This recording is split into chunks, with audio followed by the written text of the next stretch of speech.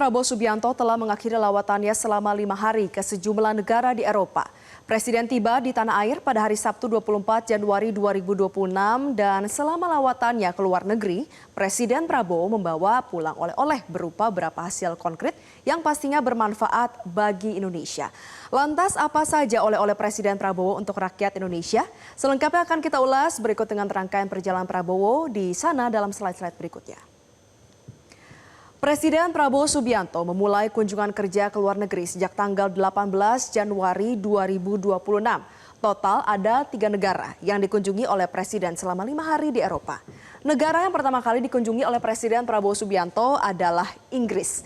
Selama kunjungan di Inggris, Presiden Prabowo melakukan pertemuan dengan Perdana Menteri Inggris Keir Starmer pada tanggal 20 Januari dan 1 hari setelahnya di tanggal 21 Januari Presiden bertemu dengan Raja Inggris Charles III. Tidak hanya itu, di Inggris Presiden juga menghadiri pertemuan dengan berbagai universitas terkemuka yang tergabung dalam Russell Group. Nah, setelah menjalani berbagai agenda di Inggris, Presiden Prabowo Subianto bertolak ke negara kedua, yaitu ke Davos, Swiss untuk menghadiri World Economic Forum 2026. Presiden Prabowo Subianto sekaligus menjadi pembicara kunci dalam forum ini bersama dengan sejumlah pemimpin negara lainnya, termasuk Presiden Amerika Serikat Donald Trump hingga Presiden Prancis Emmanuel Macron. Terkait apa saja yang disampaikan Prabowo dalam forum tersebut akan kami ulas nanti karena lawatan Presiden Prabowo tidak berhenti di Swiss saja pemirsa. Setelah itu Presiden Prabowo Subianto juga terbang menuju ke Prancis. Nah, di Prancis, Presiden Prabowo bertemu dengan Presiden Prancis Emmanuel Macron di istana. Pertemuan dilakukan secara tertutup dan singkat dalam jamuan santap malam pribadi atau private dinner. Perlu diketahui pemirsa bahwa kunjungan Presiden Prabowo ke Prancis ini sangat singkat, kurang dari 5 jam saja sebelum akhirnya Presiden bertolak kembali ke tanah air. Kita beralih ke slide selanjutnya. Tentu pemirsa yang ditunggu-tunggu adalah apa yang menjadi hasil lawatan atau oleh-oleh yang Presiden bawa bagi Indonesia. Setidaknya ada 6 capaian yang berhasil diraih Presiden apabila merujuk pada pernyataan dari Sekretaris Kabinet Teddy Indra Wijaya melalui akun Instagramnya. Kita bahas satu persatu. Yang pertama adalah Prabowo berhasil untuk membawa komitmen investasi sebesar 4 miliar pound sterling atau sekitar 90 triliun rupiah usai bertemu dengan PM Inggris. Menurut Mensesnek, salah satu investasi adalah terkait dengan sektor maritim atau maritime partnership. Hal ini sebenarnya sudah pernah dibahas oleh Prabowo dengan PM Inggris Starmer secara virtual di akhir November 2025 lalu. Nah, jadi dalam kerjasama ini akan ada kolaborasi keamanan laut, pertukaran informasi, serta peningkatan kapasitas penegakan hukum. Adapun investasi setara 90 triliun ini juga diikuti dengan capaian yang kedua, yaitu rencana pembangunan 1.582 kapal ikan yang akan diproduksi di dalam negeri. Jadi pembangunan kapal ini diperkirakan mampu menyerap tenaga kerja di Indonesia hingga 600.000 orang. Yang jadi pertanyaan, mengapa investasi di sektor maritim ini menjadi penting? Ini mengingat karena 3/4 wilayah Indonesia adalah laut. Jadi apabila ingin meningkatkan potensi laut, tentu perlu banyak kerjasama di sektor maritim yang diharapkan mampu mengejar peningkatan produksi protein dalam negeri yang berbasis ikan dari laut, serta bisa meningkatkan kesejahteraan masyarakat yang berprofesi sebagai nelayan.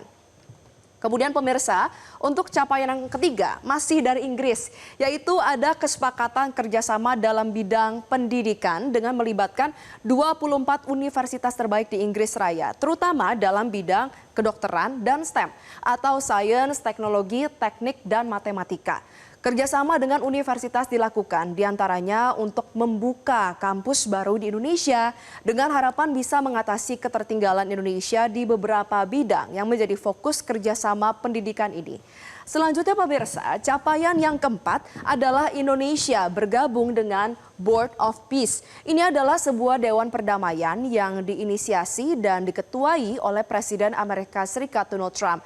Nanti kita akan ulas secara lebih mendalam terkait hal ini dan untuk sementara kita beralih dulu pemirsa ke capaian yang kelima. Capaian yang kelima adalah Presiden Prabowo Subianto memperkenalkan konsep ekonomi Prabowonomics di hadapan World Economic Forum 2026 di Davos, Swiss. Apa sih Prabowonomics? Jadi pemirsa, Prabowonomics ini adalah sejumlah kebijakan serta hasil kerjasama pemerintahan Presiden Prabowo Subianto selama 1 tahun terakhir. Sejumlah program dibahas, mulai dari program makan bergizi gratis yang berhasil melayani sekitar 59,8 juta makanan dari dan juga bagi lebih 59 juta WNI penerima manfaat melalui efisiensi ketat di 2 bulan pertama pemerintahan Prabowo. Dan dirinya berhasil mengalihkan dana efisiensi hingga 1,2 T pada program MBG. Prabowo juga menyampaikan kalau Indonesia telah berhasil mencabut perizinan 28 perusahaan yang terbukti melakukan pelanggaran kerusakan hutan. Presiden pun optimis bahwa perekonomian Indonesia akan mengalami pertumbuhan signifikan dalam beberapa tahun mendatang. Dan akhirnya capaian yang keenam pemirsa adalah melahirkan kerjasama dengan Perancis di berbagai sektor strategis. Kita beralih ke slide selanjutnya. Seperti yang saya sudah utarakan sebelumnya, salah satu capaian Indonesia yang dibawa oleh Prabowo usai lawatannya ke Eropa adalah Indonesia berhasil bergabung dengan Board of Peace. Jadi, Board of Peace adalah sebuah badan internasional baru yang diinisiasi oleh Presiden Amerika Serikat Donald Trump. Badan ini diumumkan pada Januari 2026 di Davos, Swiss sebagai bagian dari inisiatif perdamaian global khususnya pasca konflik di jalur Gaza. Jadi dalam strukturnya, Board of Peace ini merupakan forum antar negara yang dipimpin langsung oleh Donald Trump sebagai Chairman for Life atau seumur hidup. Nah, sekitar 60 negara ini mendapatkan undangan untuk bergabung dan hingga saat ini kurang lebih 35 negara telah menyatakan keikutsertaan termasuk Indonesia. Adapun untuk keanggotaan ini terbagi atas 2 pemirsa. Jadi ada yang menjadi anggota sementara dengan masa keanggotaan 3 tahun dan juga anggota permanen yang membayar iuran tetap. Kabar baiknya Indonesia saat ini masih menjadi anggota sementara Board of Peace. Kita beralih pemirsa. Untuk tujuan utama dari Board of Peace adalah menjaga stabilitas dan juga keamanan di wilayah pasca konflik serta mengawasi proses rekonstruksi infrastruktur dan ekonomi serta membantu pemulihan tata kelola sipil khususnya di Gaza. Badan ini diharapkan bisa menjamin transisi dari konflik menuju perdamaian berkelanjutan secara terukur dan terkoordinasi. Bagi Indonesia, keikutsertaannya sebagai anggota sementara memiliki nilai yang strategis. Apa saja pemirsa yang bisa Indonesia dapat?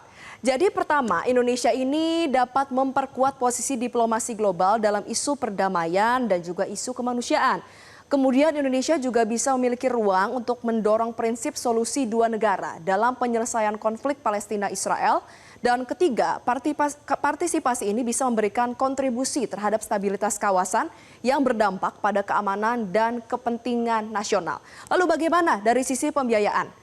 Kalau kita melihat dari sisi pembiayaan, iuran bagi anggota permanen ditetapkan sekitar 1 juta dolar Amerika Serikat atau lebih. Namun saat ini Indonesia statusnya sebagai anggota sementara sehingga tidak memiliki kewajiban untuk membayar iuran besar.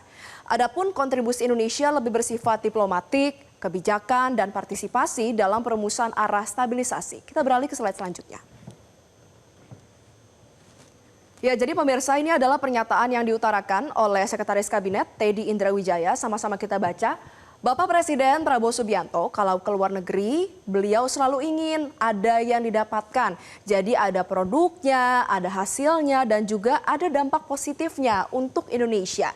Jadi pernyataan dari Seskap Teddy ini menekankan bahwa setiap lawatan luar negeri Presiden Prabowo memiliki target hasil yang jelas. Ada output kebijakan, ada kesepakatan, dan juga harus ada manfaat yang bisa dibawa pulang ke dalam negeri.